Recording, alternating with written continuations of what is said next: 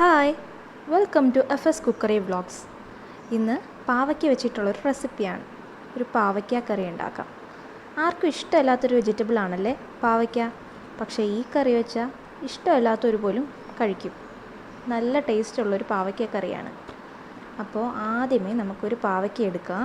അത് നന്നായിട്ട് ഒന്ന് ക്ലീൻ ചെയ്തതിന് ശേഷം ചെറുതായിട്ടൊന്ന് കട്ട് ചെയ്തെടുക്കുക. ഇതിലേക്ക് ഒരു അര കപ്പോളം തുവരപ്പരിപ്പ് ആവശ്യമുണ്ട്. ആ തുവരപ്പരിപ്പ് നന്നായിട്ട് കഴുകിയതിന് ശേഷം കുറച്ച് വെള്ളവും ഉപ്പും ചേർത്ത് നന്നായിട്ട് വേവിച്ചെടുക്കുക. നല്ലതുപോലെ ഉടഞ്ഞു വരുന്ന പരുവത്തിന് വേവിച്ചെടുക്കണം. പിന്നെ നമുക്ക് ഈ കറിക്ക് വേണ്ടിയിട്ട് കുറച്ച് മസാല തയ്യാറാക്കിയെടുക്കണം. അതിന് വേണ്ടിയിട്ട് ഒരു 7-8 വറ്റൽമുളകും 2-3 ടേബിൾ സ്പൂൺ മല്ലിയും ചേർത്ത് നന്നായിട്ട് വറുത്തെടുക്കുക.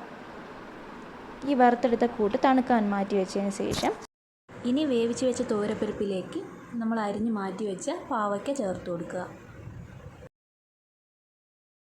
ലെമൺ സൈസിനുള്ള പുളി കുറച്ച് വെള്ളത്തിൽ കുതിർത്താൻ വെച്ചതിന് ശേഷം ഇതുപോലെ പുഴിഞ്ഞൊഴിച്ചു കൊടുക്കുക. ഇത് പാവയ്ക്കയുടെ കയ്പ്പെല്ലാം എടുക്കാൻ വേണ്ടിയിട്ടാണ് പുളി പുഴിഞ്ഞൊഴിച്ചു കൊടുക്കുന്നത്.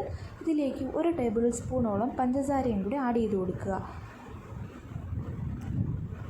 നന്നായിട്ട് മിക്സ് ചെയ്ത് കൊടുത്തതിന് ശേഷം അടച്ചു വെച്ച് ഒരു 3 വിസിലോളം കേൾപ്പിക്കുക.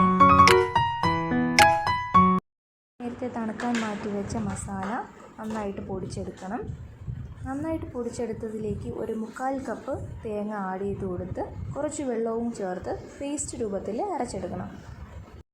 ഇനി ഈ വേവിച്ച് വെച്ച പാവയ്ക്കയിലേക്ക് നമ്മുടെ തേങ്ങാക്കൂട്ടും കുറച്ച് മഞ്ഞൾപ്പൊടിയും കൂടി ആഡ് ചെയ്ത് കൊടുക്കണം. എന്നിട്ട് നന്നായിട്ട് മിക്സ് ചെയ്യുക. കുറച്ച് വെള്ളവും കൂടി ആഡ് ചെയ്ത് കൊടുക്കാം.